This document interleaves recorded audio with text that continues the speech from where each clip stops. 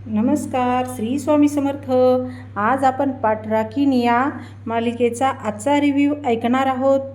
तर प्राजक्ता आतमध्ये येत असते, हळूहळू आतमध्ये येत असते आणि ती एका खिडकीमधून पाहते.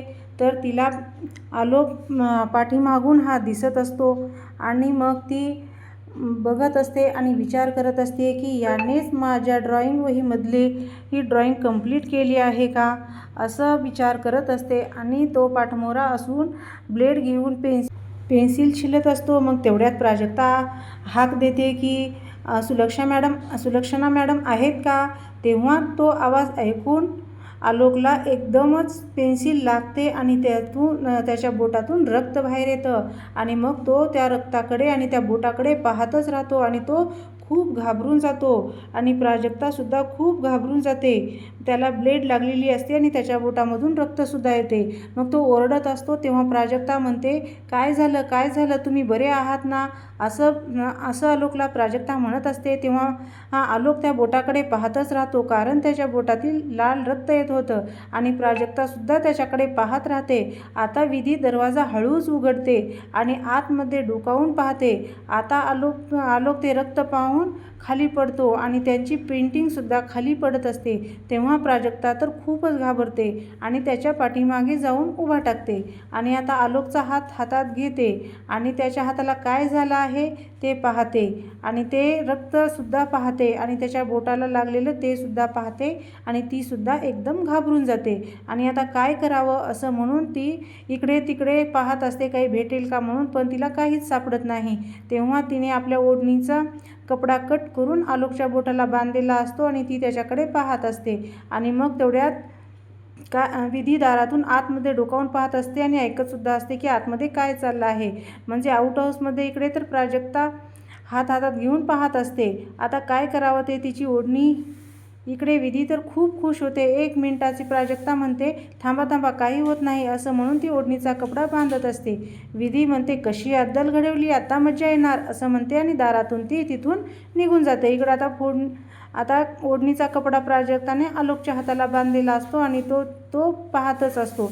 तेवढ्यात सगुणा येते आणि सगुणा आलोकला आणि प्राजक्ताला एकत्र पाहते आणि सगुणा प्राजक्ताला हात धरून ओढते आणि म्हणते, चल, इथं काय आहे, असं म्हणते आणि चल इथून असं त्याला म्हणते. प्राजक्ता म्हणते की त्यांना लागलं आहे, असं प्राजक्ता म्हणते, पण सगुणा तिची काही ऐकत नाही आणि दरवाजा बंद करते आणि ती बाहेर निघून जाते. आलोक आता विचार करत असतो आणि तो बाहेर पाहतो.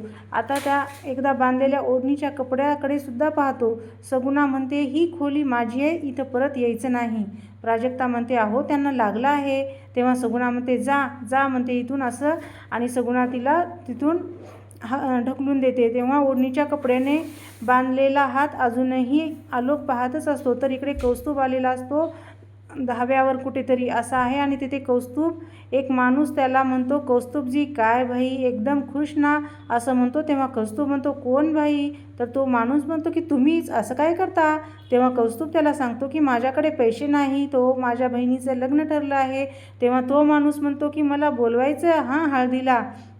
तर कौस्तुभ म्हणतो की एक प्रॉब्लेम आहे पिंटूबाई, बहिणीचं लग्न तर ठरले, पण आमच्याकडे हवे तेवढे पैसे नाहीत, असं कौस्तुभ त्या पिंटूबाईला सांगत असतो. म्हणजे लग्नामध्ये सोनं नाणं पैसा खर्च होतोच ना.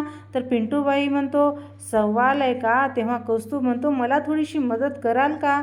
मी थोडीशी मदत केली तर मी तुम्हाला परत देईन. तेव्हा पिंटूबाई म्हणतो, एवढंच ना, पैसा क्या मामूली चीज है. पैसा कमावणं सोपं असतं, असं कौस्तुभला तो पिंटूबाई म्हणतो. पण कौस्तुभ म्हणतो की सोपं नसतं, सोपं असतं ना तर मी कुठे असतो. तर आता इकडे प्राजक्ताचे मामा हिशोब करत बसलेले असतात.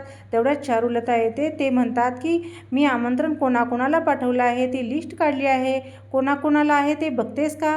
तेव्हा चारुलता म्हणते, हे बघा. तेव्हा चारुलता एक पासबुक आणून दाखवते आणि प्राजूचे मामा म्हणतात, हे काय आहे. तेव्हा चारुलता म्हणते की मी यापासून बघा, म्हणते की आपल्याकडे हवे तेवढे पैसे नाहीत. म्हणून चारुलता म्हणते की बघा, 8 लाख रुपये आहेत तिच्या अकाउंटवर, असं तिच्या बाबाला म्हणते, असं तिच्या मामाला म्हणते.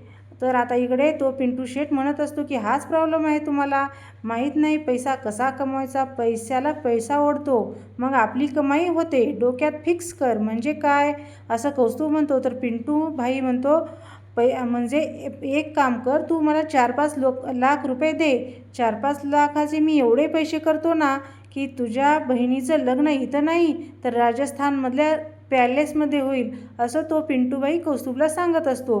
कळले का असं म्हणतो. पण तो म्हणतो की 4-5 लाख आणायचे कुठून असा विचार तो मनातल्या मनात करत असतो. तर आता इकडे चारुलता म्हणते अंदाजे 10-15 वर्षात चौपट पैसे वाढले, 20-25 वर्षात चौपट पैसे वाढले. तर मामा म्हणतात हे प्राजूचे पासबुक आहे, ठेवून दे. चारुलता म्हणते म्हणजे घरात विहीर असूनसुद्धा तुम्हाला बाहेर खड्डे खणायचे आहेत, असं चारुलता म्हणते. काय अर्थ आहे ना. तेव्हा मामा म्हणतात चारू ते पैसे आपले नाहीत, ते पैसे प्राजूचे आहेत, त्यावर प्राजूचा अधिकार आहे, त्यामुळे यातला एकही रुपया आपण वापरायचा नाही.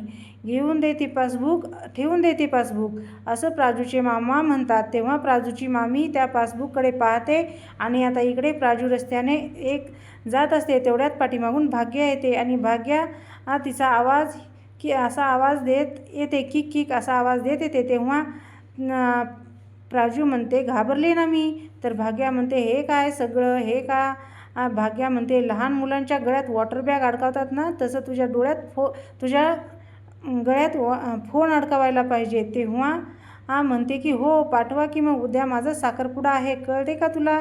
कपडे ज्वेलरी काहीच नव्हतं माझ्याकडे. मी गेली आणि शॉपिंगला, आपण एकत्र करायला हवी नाही शॉपिंग, पण तू जाऊन बसलीस का. तर आलोक सूर्यवंशीच्या घरी एवढा आवडला का तुला आलोक सूर्यवंशी, त्यामुळे मला विसरलीस. तेव्हा प्राजू म्हणते सकाळी काय बोलतेस तू, आलोक सूर्यवंशीची आणि माझी भेट पण नाही झाली.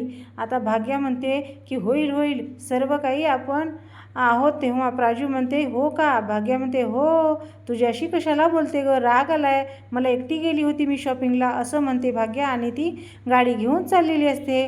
तर प्रॉब्लेमच मध्ये भाग्याना सॉरी भाग्या असं म्हणत प्राजू तिच्या पाठीमागं जात असते. तेव्हा तुझ्या मदतीला भाग्या म्हणते सगळे पैसे मी सेम टू सेम लेंगे घेण्यात खर्च केले आहे. प्रॉब्लेम पण तू माझ्यासाठी का घेतला. भाग्या म्हणते ठरलं होतं ना आपलं, आता माझ्या साखरपुड्यात आपण ट्विनिंग करायचं, आठवते का विसरलीस सारं, असं भाग्य म्हणते.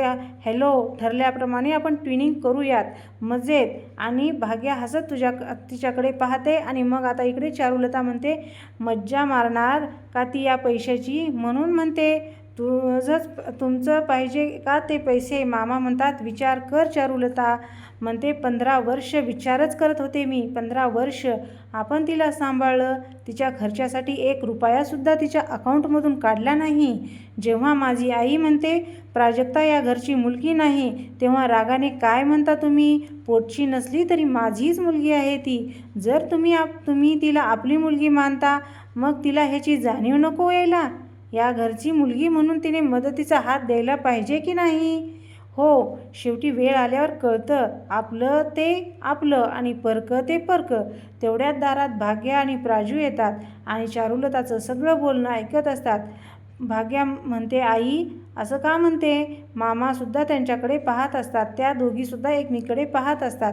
आता आतमध्ये येतात, त्यांच्या हातात बॅगा असतात. त्या दोघीही आतमध्ये येतात आणि काय झालं असं भाग्या विचारते, कारण त्यांनी काहीच ऐकलेलं नसतं. अरे बोला ना, काय झालं. मामा म्हणतात काय होणार आहे भाग्या, तुला माहिती आहे ना, तुझी आई कोणत्याही गोष्टीचा लगेच ताण घेत असते. तेव्हा भाग्या समोर जाते आणि म्हणते आई काय ग विचार करतेस, मला किती टेन्शन असेल, पण बघ माझ्यासाठी बिनधास्त राहायचं आणि म्हणायचं टेन्शनच्या नानाची टांग. तेव्हा मामा म्हणतात प्राजू हे घे तुझं पासबुक. तेव्हा भाग्या म्हणते प्राजूचं पासबुक इथे कसं आलं. तेव्हा भाग्याचे बाबा म्हणतात आवरावर करताना ना तिच्या कपाटातून पडलं, ठेवून देते तुझ्याकडे व्यवस्थित, असं प्राजूला म्हणतात. तेव्हा चारुलता तिथून रागाने निघून चाललेली असते. आता भाग्या म्हणते प्राजू चल तुला लेंगे दाखवते म्हणते आणि मामा असं प्राजू म्हणते तेवढेच. आणि मग मामा काहीच तिला बोलू देत नाहीत आणि हे पासबुक तुझ्याकडे ठेव असं म्हणतात. तेव्हा मामाला आठवतं की गुरुजी आले होते आणि गुरुजींनी काय काय डिमांड्स केल्या आहेत. असं भाग्या विचारते की काही डिमांड्स केल्या आहेत का घरच्यांनी, रोहनच्या घरच्यांनी काही डिमांड्स केल्या नाहीत ना. तेव्हा बाबाला आठवतं की गुरुजी काय म्हणाले. ते भाग्या म्हणते नाही म्हणजे मी अशी आहे म्हणजे. तेव्हा बाबा म्हणतात मी अशी आहे म्हणजे काय बोलतेस तू, एक शब्द बोलू नकोस. आणि तिच्या तोंडावर हात ठेवतात. तुझ्या आईच्या वागण्याकडे लक्ष देऊ नकोस ग. भाग्या म्हणते मग आई एवढं टेन्शन का घेते, पैशाची काही अडचण आहे नाही ना बाबा. बाबा म्हणतात अगं मुलीच्या जन्मानंतर पहिले आईबाबा काय करत असतील, मुलीच्या उज्ज्वल भविष्यासाठी एक एक पैसा बाजूला काढून ठेवतात. तिचं शिक्षण, तिचे लग्न आणि मग तुझ्यासाठी पैसे जमा केले नसतील का, असं वाटतं का तुला बाळा. सगळी सोय झाली आहे, काही काळजी करू नकोस, तू फक्त आनंदात राहा असं बाबा म्हणतात आणि भाग्याला मिठी मारतात. तेव्हा भाग्यासुद्धा आनंदाने बाबाला मिठी मारते. आणि मग इकडे प्राजू विचार करत असते की काय झालं असेल, मामा काहीतरी लपवत तर नाही ना आमच्यापासून, असं प्राजू विचार करत असते. आणि मनातल्या मनात तर आता दुसरा दिवस उजडलेला असतो. आता इकडे हे मोठी आई म्हणते की महिनाभरांच्या खर्चासाठी कॅश काढून बाजूला ठेवलेली आहे. तेवढ्यात सगुणा आतमध्ये येते आणि म्हणते मॅडम मॅडम असं म्हणत घाबरतच आतमध्ये येत असते.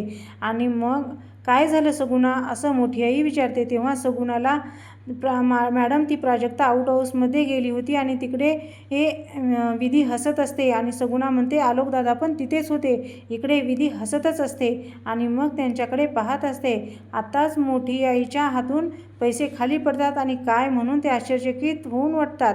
म्हणतात म्हणजे प्राजक्ताला आलोकबद्दल सगळं कळलं. सुगुणा म्हणते नाही नाही मी तिथे लगेच पोहोचले आणि तिला लगेच थांबवले आणि बाहेर घेऊन आले.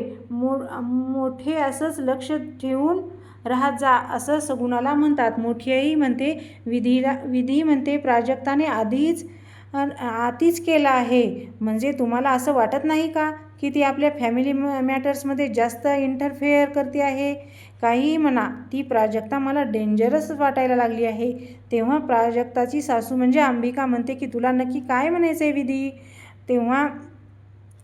तेव्हा विधी म्हणते की मला हेच म्हणायचं आहे की गरीब लोक पैशासाठी काहीही करतात.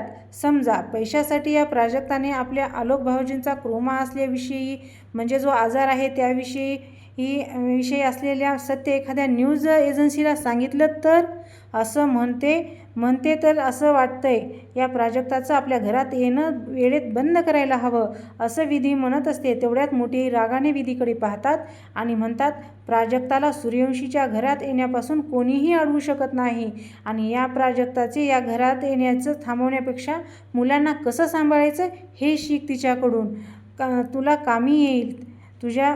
विधी म्हणते मोठी आई, पण मोठी आई म्हणते तिच्याकडे रागाने पाहतात. मोठी आई म्हणतात अंबिका आपल्याला आता काळजी घ्यायला पाहिजे. प्राजक्ता जर समोर आली तर आणि त्याने काही तिला करायला नको तर. विधी म्हणते मोठी आई आलोक भाऊजी आणि प्राजक्ता समोर येऊ नये म्हणून तुम्ही काय करणार आहात नक्की. एक मिनिट, तुम्ही आलोक भाऊजींना घरापासून लांब तर ठेवणार नाही ना. तेव्हा मोठी आई तिला रागातच म्हणतात असं काहीही बोलू नकोस, नीट निघ इथून असं म्हणतात. आणि विधी बाहेर जाऊन लपून परत एकदा ऐकत असते. नो नो नो आणखीन मजा यायला पाहिजे, असं काहीतरी व्हायला पाहिजे की प्राजक्ताचा जीव घ्यायला तो आलोक उठेल असं म्हणते. विधी मनातल्या मनात जोरात म्हणते. मग आलोक पुन्हा हँडमध्ये टाकावं लागेल. आलोकही घरापासून लांब होईल आणि प्राजक्ता पण. तिकडे चारुलता कपड्याच्या घड्या घालत असते. मग तेवढ्यात चारुलताची आई येते, आतमध्ये येते आणि म्हणते देवा देवा देवा. चारुलताची आई म्हणते देवा देवा देवा म्हणजे. चारुलता म्हणते काय ग आई, म्हणजे चारू घरात लक्ष आहे की नाही. चारू म्हणते काय झालं आई, म्हणजे घ्या तिला अजून कळलंच नाही आपण या अवस्थेमुळे त्या भाग्याच्या साखरपुड्यात विघ्न येईल का नाही. भाग्याने स्वतःसाठी आणि तिच्यासाठी सारखेच लेंगे घेतलेत, ते पण मॅचिंग. काय म्हणतात ना ते आता मला सांग, निदान उद्याचा दिवस तरी त्या भाग्या तिच्यापेक्षा उजवी नको का दिसायला. त्या अगोदरच काय नट्टापट्टा करेल, काय लेंगा घालेल, म्हणजे मग आपली भाग्या तिच्यासमोर नवरी म्हणून उठून दिसणारच नाही. म्हणजे पुन्हा ये रे माझ्या मागल्या. प्राजक्ता जास्त सुंदर म्हणून मुलाकडच्या माणसाचं मन बदललं तर? हा प्रश्न नवरी कोण हा जर त्यांना पडला तर? प्राजक्ता, तू माझ्या भाग्याच्या सुखाच्या आड येणार नाहीस असं मला वचन दिलं आहेस, असं चारुलता मनातल्या मनात म्हणत असते आणि विचार करत असते. तर इकडे प्राजक्ता आणि भाग्या घागरा पाहत असतात आणि प्राजक्ता भाग्याला लेंगा घेते आणि ती लावून पाहते. प्राजक्ताचा लेंगा बाहेर काढते आणि तो प्राजक्ताला लावून पाहते. किती सुंदर आहे ना असं म्हणते. भाग्या प्राजक्ताला आणि तिच्या हातात देते. आपण दोघीही ट्विनिंग करूया असं म्हणते आणि मग त्या दोघीही आपण आरशासमोर जाऊन उभा टाकतात आणि आपापले लेंगे आपापल्याला लावून पाहतात. मस्त ट्विनिंग करूया असं भाग्या म्हणते. तेव्हा प्राजक्ताला आठवतं की तिने चारुलताला वचन दिलेलं आहे आणि ते वचन ती मनातल्या मनात म्हणते. प्राजक्ता, भाग्या, तुझ्या सुखात मी कधीच येणार नाही गं. तुझ्या आनंदात मला सहभागी येणार नाही.